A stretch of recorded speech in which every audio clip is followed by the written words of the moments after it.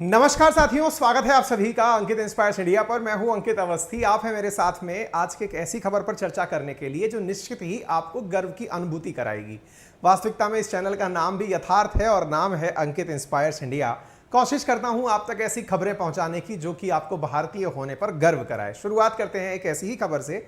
हाल ही में यूएई के artificial intelligence यानी एआई टेक्नोलॉजी के मंत्री के द्वारा भारत में चल रही एक सेमिनार जो कि ऑब्जर्वर रिसर्च फाउंडेशन ओआरएफ के द्वारा करवाई जा रही है, उसमें बोलते समय कहा गया कि मैं आपके यहाँ के एक मंत्री के बयानों को बहुत सुनता हूं और देखता हूं और उनका जो विचार है विदेश नीति को लेकर के, उससे मैं खुद भी बहुत प्रभावित हूं, जिसे देखकर यह लगता है कि भारत की विदेश नीति लाजवाब है। क्या है ये पूरा मसला, आज के सेशन में हम चर्चा करेंगे। किस प्रकार से जयशंकर जी के द्वारा कही हुई बातें भारत का गर्व बढ़ाती हैं। अलग अलग रेफरेंसेस में तो हम इसके बारे में चर्चा करेंगे ही। क्या केवल एक ही बात है जिसकी वजह से हम गर्व करें, किसी मंत्री ने हमारे मंत्री की तारीफ कर दी इसलिए? नहीं। आज के इस सेशन में मैंने भर भर के ऐसी चीजें निकाली हैं जो कि आपको बहुत से ऐसे मौके देंगी जिनसे आप गर्व कर पाएंगे हमारी विदेश नीति के ऊपर और विशेष रूप से जयशंकर प्रसाद जी के ऊपर। चलिए शुरू करते हैं। आपके सामने यहां पर प्रमुख अखबारों की कटिंग है जो चर्चा करती हैं कि I am very impressed by your minister. ऐसा यूएई के मिनिस्टर ने हाल ही में बयान दिया, जिसके बाद से लोग बिल्कुल बधाइयों का सिलसिला शुरू कर चुके हैं। एक साफ कमाल कर दिया आपने। दुनिया में लोगों की तारीफ होती है, किसी के मुंह पर तारीफ होती है, यहां पर भीड़ में तारीफ हो रही है। और वास्तविकता में ऐसी स्थिति में जब दुनिया ये समझ नहीं पा रही है कि जा कहां रहे हैं, ऐसा ही एक केस और हुआ है रिसेंटली। अगर आप तारीखों को ध्यान में रखते हुए चर्चा करें तो ये 26 अक्टूबर यानी कल की घटना है। 26, 27, 28 3 दिन के लिए एक सेमिनार चल रही है दिल्ली के अंदर, ओआरएफ की सेमिनार है। इसी प्रकार से 27 अक्टूबर के दिन भी यह चीज काफी ज्यादा प्रकाशित हुई है काफी सारे न्यूज़पेपर्स में।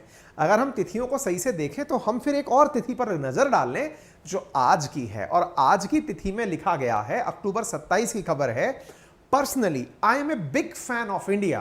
अब ये कौन बोला भाई? ये बोले हैं चाइना के डिप्लोमेट। कहां पर बोले हैं? बांग्लादेश के अंदर। और कहा है मैं इंडिया का बहुत बड़ा फैन हूं।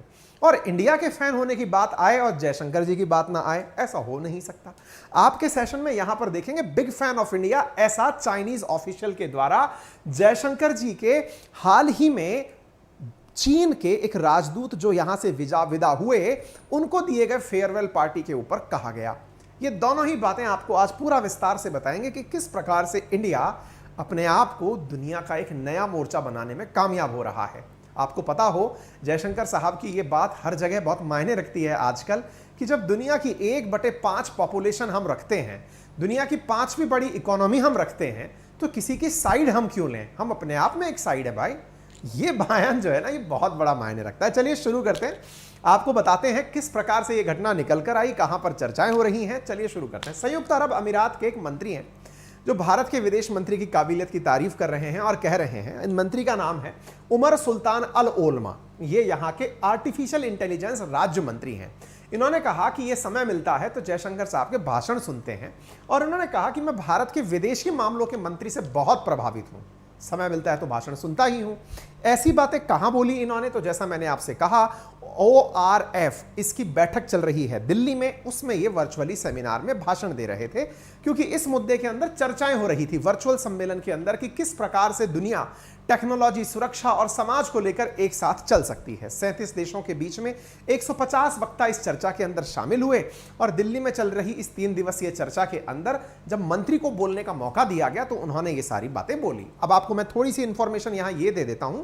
ओआरएफ क्या है? तो ओआरएफ जो है वो दुनिया भर के अंदर सभी हिस्सों के अंदर जो वॉइसेस हैं, ऐसी आवाजें हैं जो कि विभिन्न ज्योग्राफीज से आती हैं, जेंडर से आती हैं, या जिन्हें कहीं पर भी मौका नहीं मिला, उनकी बातों को उठाने का प्रयास करता है। ठीक है, ये ऐसा संगठन है जिसकी जर्नी 1990 से शुरू हुई थी, और ये कोशिश करती है कि दुनिया भर के अंदर ऐसी लोगों को, ऐसी चीजों को बाहर लाया जाए जो कहीं ना कहीं छुपी हुई हैं। आप यहां पर उन मंत्री जी का भाषण भी सुन सकते हैं जिसमें इन्होंने तारीफ की है। हालांकि 2 मिनट का भाषण है जिसका सार मैंने आप लोगों को बता दिया है, और भी आगे चलते हुए इनकी बातों को मैं आगे फॉरवर्ड करता हुआ बताता हूं।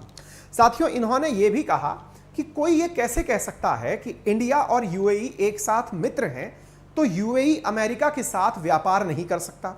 कोई आजकल ये क्यों ऐसा कह सकता है? क्योंकि आजकल आपने ये चीज देखी होगी, हर किसी देश को किसी दूसरे देश के साथ कनेक्ट करके देखा जाता है।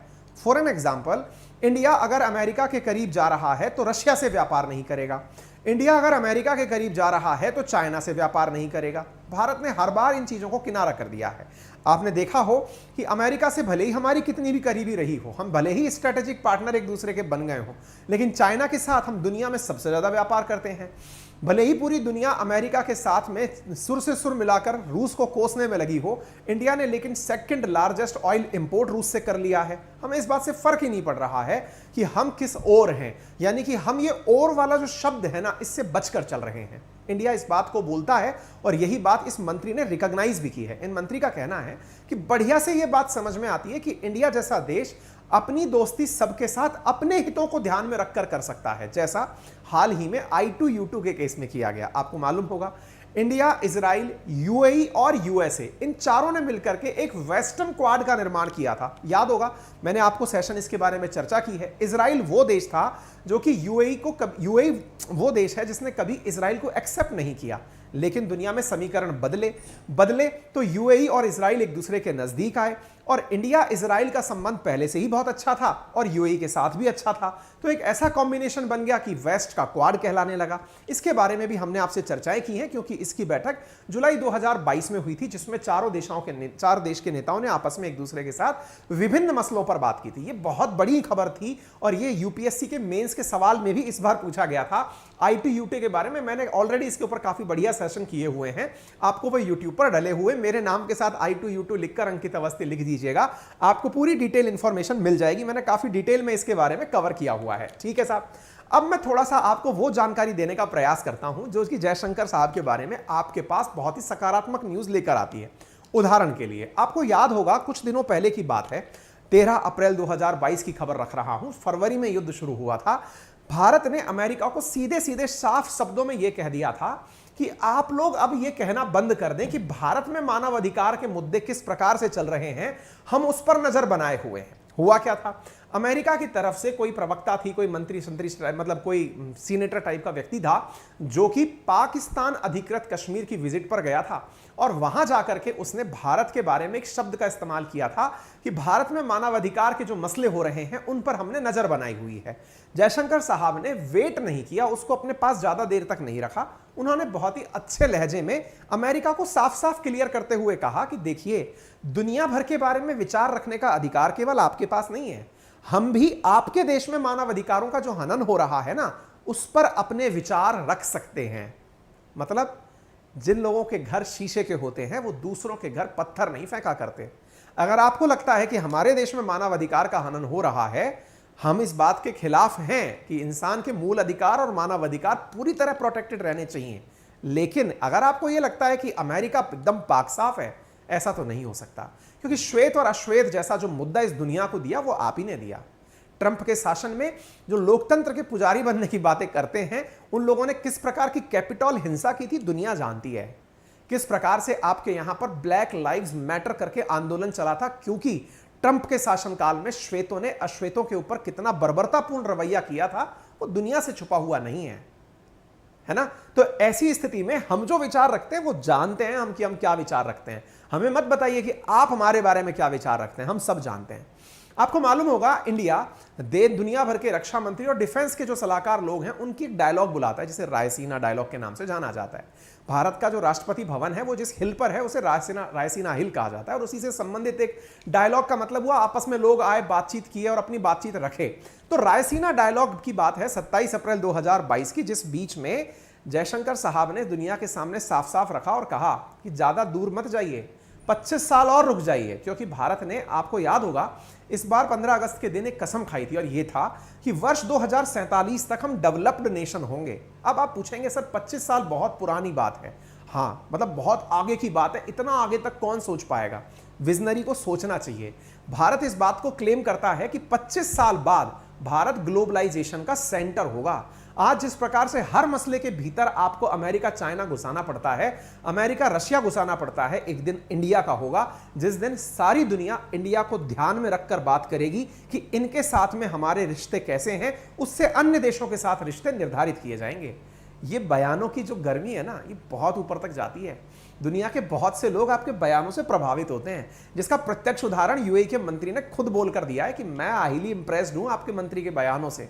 और बयानों से नहीं, इंडिया ने करके दिखाया है। जिस प्रकार से इंडिया इन दिनों सबको साधते हुए चल रहा है, यह बहुत बड़ी बात है। उदाहरण के लिए आपको याद होगा, हाल ही के अंदर अमेरिका ने पाकिस्तान को, क्योंकि पाकिस्तान में शहबाज शरीफ की सरकार बनी, तो ऐसी स्थिति में शहबाज शरीफ को थोड़ी बहुत राहत देनी थी कि हाँ भाई देखो, तुमको अगर हमने सरकार में बिठाया है तो पाकिस्तानियों को लगना भी चाहिए कि इमरान खान के साथ हम लोग अच्छे नहीं थे, तुम्हारे साथ अच्छे हैं। ऐसी स्थिति में अमेरिका ने इनके F-16 की मरम्मत के लिए कुछ 1000 करोड़ रुपए पकड़ा दिए कि साहब लीजिए, इनसे अपनी मरम्मत करा लीजिए। जयशंकर साहब से रहा नहीं गया, उन्होंने साफ साफ कहा कि ये दुनिया को मूर्ख अलग बनाइएगा, हमें मूर्ख बनाने की आवश्यकता नहीं है। हम समझते हैं अमेरिका की नीतियां पाकिस्तान को लेकर कैसी रही हैं, ये दुनिया से छुपी हुई बात नहीं है।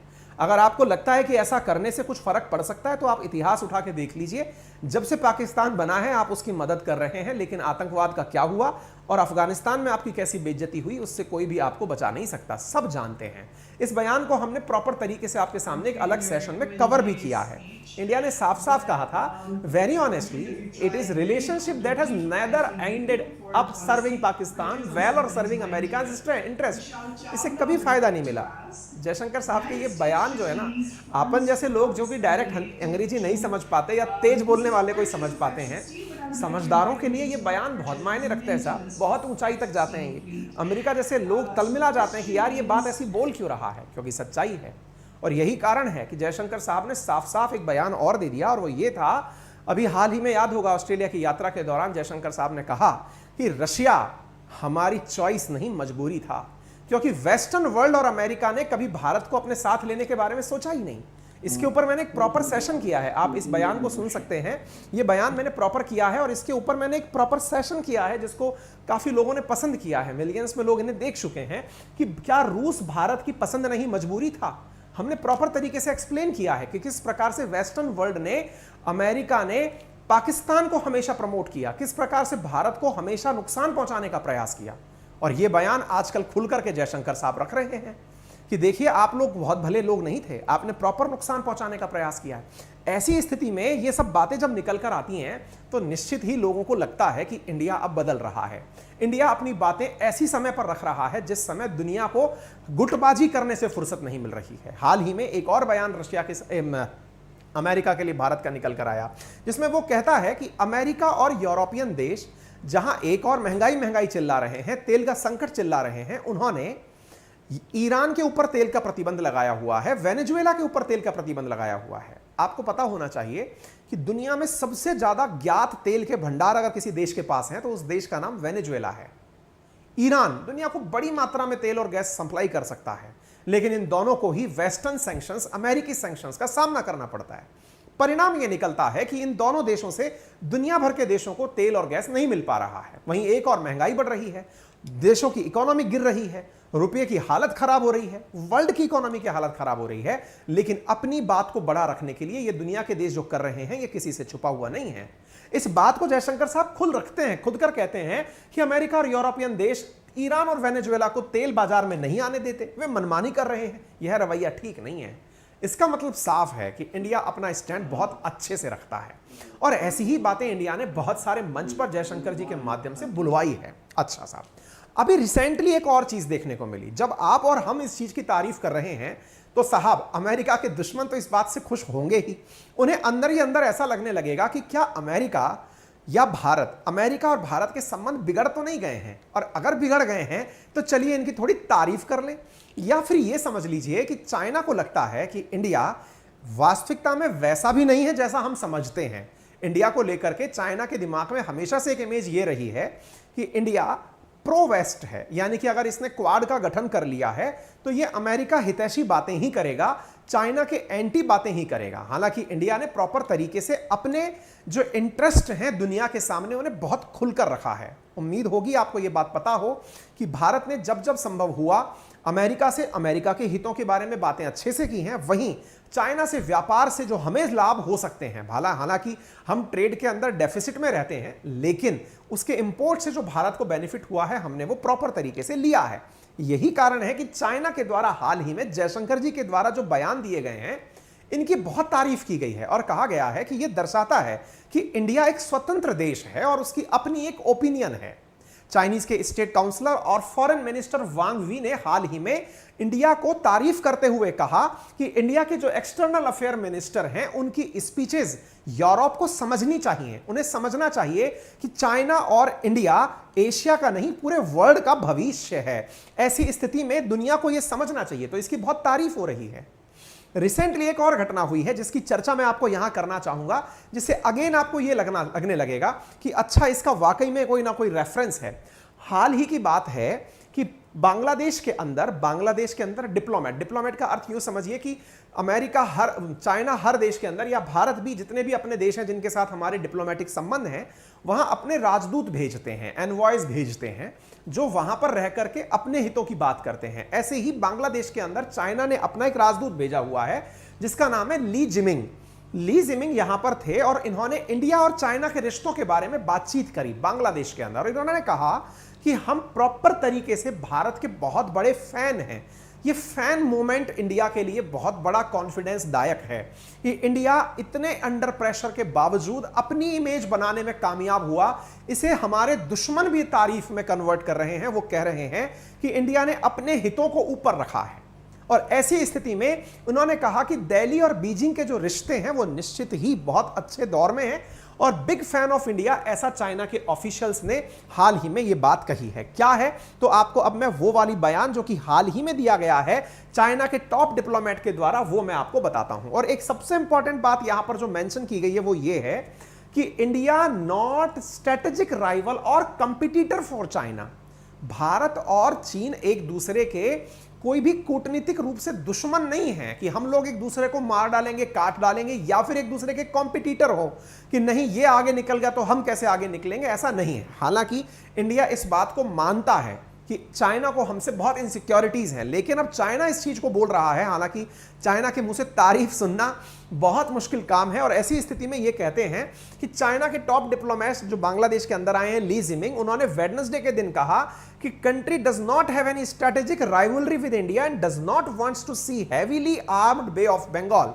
और हम बंगाल की खाड़ी में बहुत ज्यादा हद तक जो आर्म फोर्सेस घूम रही हैं इन्हें भी नहीं देखना चाहते, यानी कि हम लड़ना नहीं चाहते। ऐसी स्थिति में हम एक दूसरे के साथ एशियाई जो मुद्दे हैं उनको बैठ करके क्षेत्रीय तरीके से हल करना चाहते हैं। हथियारों का जमावड़ा यहां पर ठीक नहीं है, ऐसा ली जिमिंग ने कहा है। इसका सीधा सा अर्थ यह निकल कर आता है कि कहीं ना कहीं चीन भी यह मानता है कि इंडिया ने जिस प्रकार से अमेरिका के प्रभाव से बिना विचलित हुए अपनी बातें रखी हैं, भविष्य में इंडिया अब वो पुराना वाला इंडिया नहीं है जिसे कोई कुछ कहेगा और इंडिया चुप रह जाएगा, यानी इंडिया अपना स्टैंड लेगा। रिसेंट डेज में क्या हुआ है मैं अब आपको वो भी एक चीज बता देता हूं किस चीज से ये इतने प्रभावित हो रहे हैं।